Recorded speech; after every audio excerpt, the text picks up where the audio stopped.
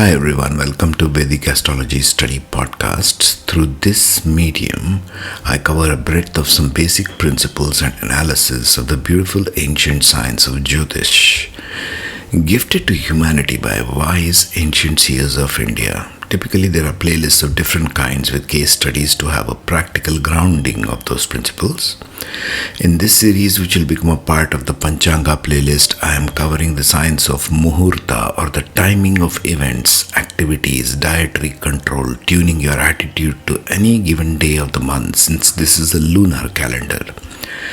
As per Vedic astrology, the human being should regulate their daily activities in alignment with the lunar cycle and the corresponding tithi of the day. You might say this is the beginning of the use of science of Jyotish consciously, with awareness and in full view of self and this space-time reality we find ourselves in.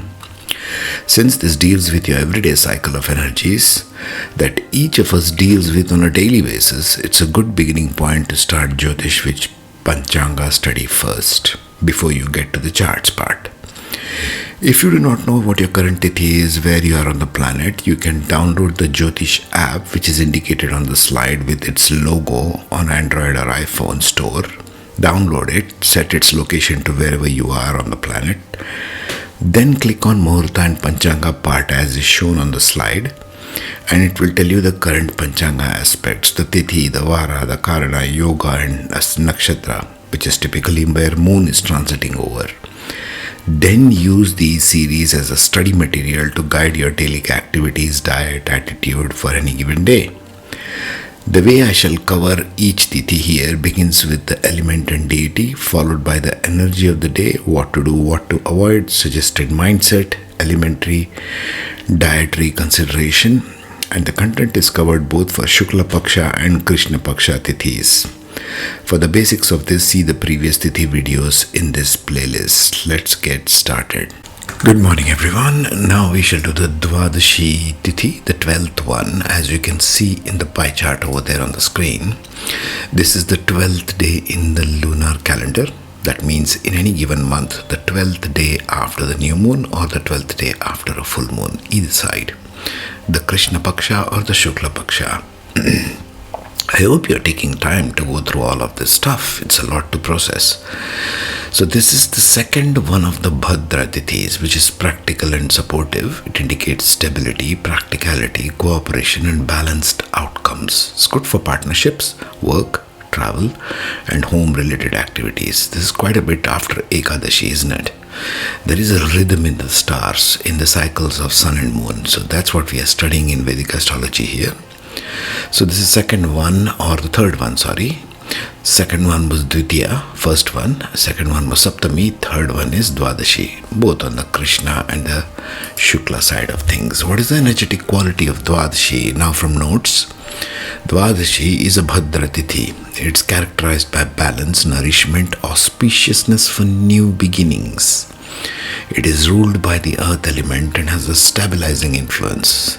The presiding deity of Dwadashi is Aditya, sun, especially in the aspect of Savitur, the brilliance of the sun, the radiant brilliance, like the orb of the sun, reflecting vitality and sustenance. In the lunar cycle, Dwadashi comes as a relief from the rejuvenation and austerity of Ekadashi. See, you left one thing in Ekadashi, hopefully, and now Dwadashi gives you an opportunity to begin new stuff. It is often regarded as a day of restoration, fulfillment of vows, taking care of the body, something which we neglect. Dwadashi is a day to break the fast, maybe, from the Ekadashi. So you're going from Ekadashi to Dwadashi, so there is a transition factor there. So do it with nourishment, nourish your body, balance your body, do body movements like Tai Chi and so on, gentle movements, okay? So on a Dwadashi days, nothing is inauspicious or anything. It's a harmonizing, recuperative and supportive of new growth this day, the 12th day. Going towards the new moon or going towards the full moon, either way. What is it good for? Ending fasts and fulfilling vows. This is for those spiritual minded people who do take this a little further, okay? Those of you who are into corporate life and completely been taken over by modern psychology, you won't be interested in such things. This is for the finely attuned spirits. Dwadashi is the proper day to conclude and fulfill any other vows, breaking the fast. So nourish the body with gentleness, give thanks to all you could. For doing any kind of rites and rituals or pujas, Dwadashi is an auspicious day for performing rites and rituals in the Vedic tradition, like Griha Pravesha, doing rites and ceremonies regard to new house entry. Griha means house, Pravesh means entry. Puja is a rite carried out in the Vedic tradition, or Satyanarayana Puja, very welcome. You should do this. You can research more on this if you want. It's not the topic here. Or doing homas or fire rituals. Since the energy is clean after Ekadashi, it's a fresh day for spiritual ceremonies. Also, those who couldn't do big ceremonies on Ekadashi often schedule them on Dwadashi. Commencing new activities or work. Since being a Bhadra Tithi, Dwadashi is considered auspicious to start new projects at work, business. You can confidently sign a new job, contract, launch a venture, or start a construction on this day. Success is not as flamboyant as Dashami, but it's steady and grounded. Especially nice for anything related to nourishing, sustaining tasks like planting a tree in the garden, or starting a health routine, or opening a food business, as the day's vibe supports growth and feeding.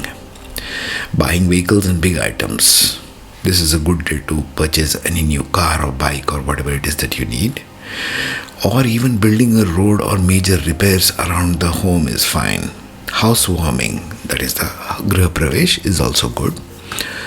Not an auspicious tithi for weddings, meaning marriages can happen on Dwadashi with no intrinsic negative factors, although it's not the top of the list. Nourishment and health actions. Dwadashi is about replenishment. Ayurveda might encourage you to do things to strengthen your body, such as taking Rasayana tonics. There are lots of tonics, good tonics available these days. Lots of brands in India. It's available on Amazon. Just type in the name Rasayana and then you'll see. Having a nourishing massage or starting a health regime. Oil bath is prohibited on this tithi, simply because oil means you're introducing Saturn on this. So avoid putting Saturnian energy over here. Rich foods, take breakfast, lunch and dinner more of balanced diet if you have especially fasted on Ekadashi. If you're not, then you can go in for the regular diet. Charity and feeding acts is very good on this day. Acts of generosity such as donating food, feeding cows or poor, or giving dakshina or donation are highly meritorious on Dwadashi. It is traditional that after breaking the fast, one gives some charity in grains or sweets. Especially on this, I want to talk an aside. Charity or feeding or donating food or feeding the cows. What is this all about in the Vedic tradition? Well, all donation, speaking astrologically, is activation of the Pisces in your chart. Pisces only stands for giving away things, whatever you have been gifted with, what you can part with. So think of this, more you feed, more you give donation, more wealth will come to you, because it's the highest exaltation of Venus. Since everybody is running after a tight bank balance, think of this, Pisces is the most wealthiest sign. Activities to avoid. Dwadashi has few inherent prohibition. One that stands out is avoid having an oil massage or heavy oil bath on this day. Avoid that if you are one inclined in Vedic tradition to go for it. On this day, don't do any oil baths. It's suggested to avoid in the classical texts. So take care of your diet. Make it like light foods, veggies, legumes, all that stuff, but avoid too much of oily meat, alcohol, and that kind of things. Do not engage in utter debauchery, like going from saintly fast to partying and having a drink in the bar and eating some chicken somewhere. Don't go on that kind of a trip. Otherwise, it'll be like a roller coaster. See, what you consume is also affecting your mental emotional state, isn't it? The brain goes through states. Suggested mindset is of rejuvenation, balance, and gratitude on this day. Restore balance in your life. Be grounded, have a content mindset, something which we lack. Contentment, like I've spoken of number of times before. Gratitude should be the front and center on this day. Whatever you just have, forget your long wish list of what you want. Just have gratitude for what is. Moderation is the key word. Enjoyment in work, enjoyment in silence, enjoyment in whatever, even in the clothes you are wearing, for example. Just be in your body, be in everything. Presence. A gentle optimism can pervade Dwadashi. Trust that your efforts have borne fruit and now things flow more freely. Many notice that the mind is sharper after fasting. If you have one, so to take up the fast, okay? So you can do your pujas, you can do your shastras, you can do your mantras, which is good on every tithi actually. Compassion is good for yourself. Self-compassion is good on this day, especially if you have fasted the previous day. Dwadashi mindset, in short, can be summarized as calm gratitude, measured rejuvenation, and quiet devotion. There, it sums it up. Diet now with Ayurvedic support. Rebalancing and refeeding after a fast, that kind of an approach. So start off gently, don't put it on fifth gear directly. Okay, your vehicle is still in the first gear. Breaking the fast gently. Tulsi with the water or a bit of jaggery, these are all Ayurvedic concepts. And a few drops of lemon is good. A piece of amla or Indian gooseberry is good, provides vitamin C, stimulates appetite.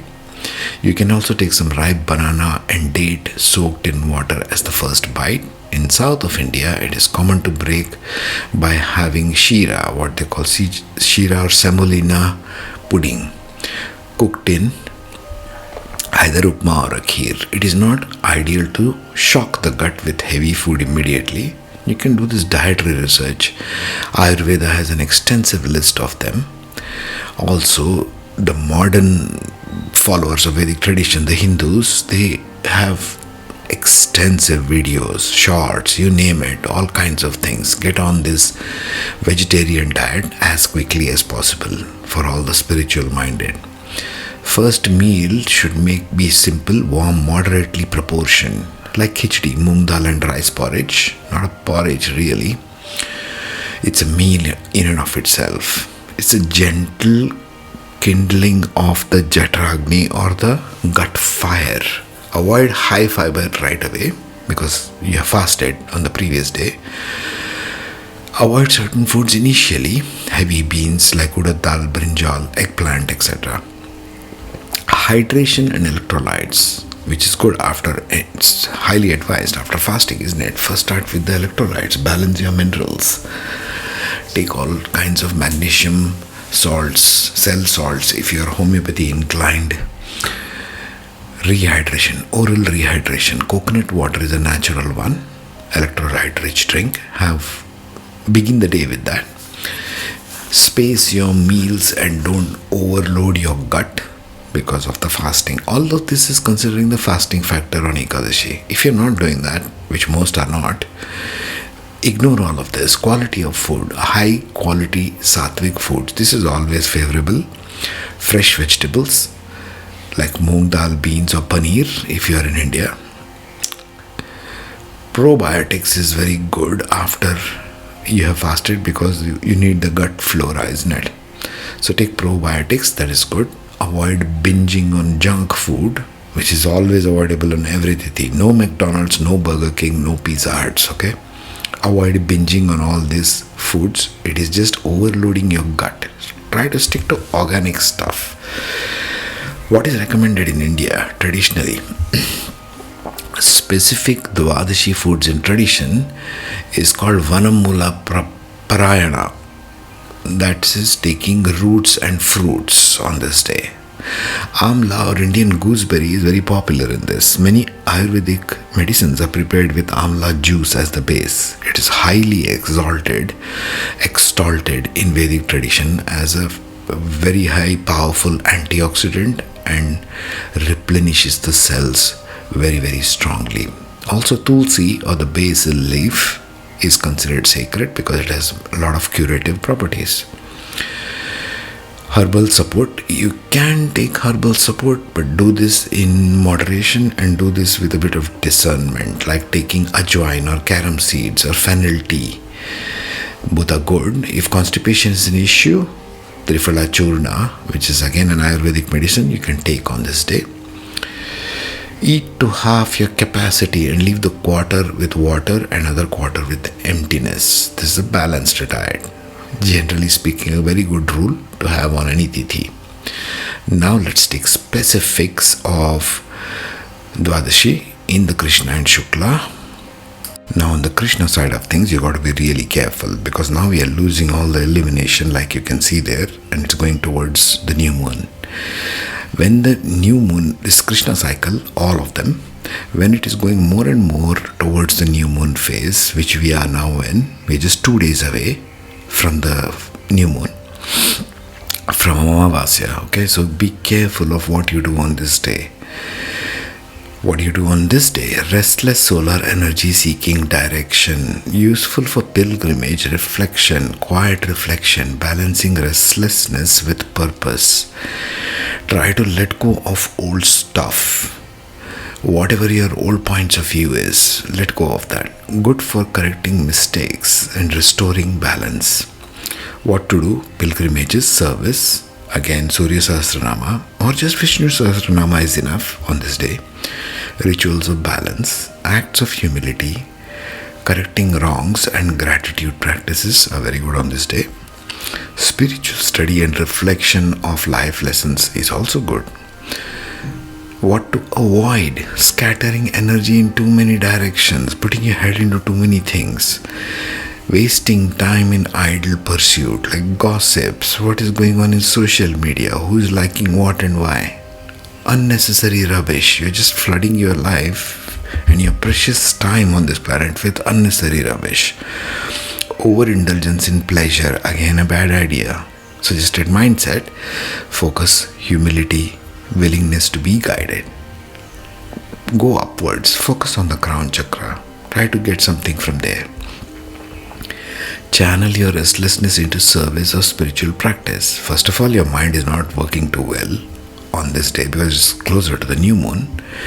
So surrender to the higher forces, cosmic forces. Treat the day as a time of course correction. There you are.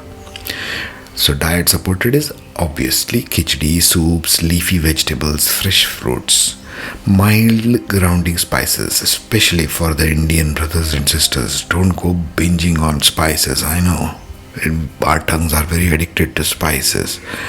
Avoid heavy, oily, overstimulating foods on this day. Next, we shall take up after Dwadashi, Trayodashi, the 13th. Take care, be safe.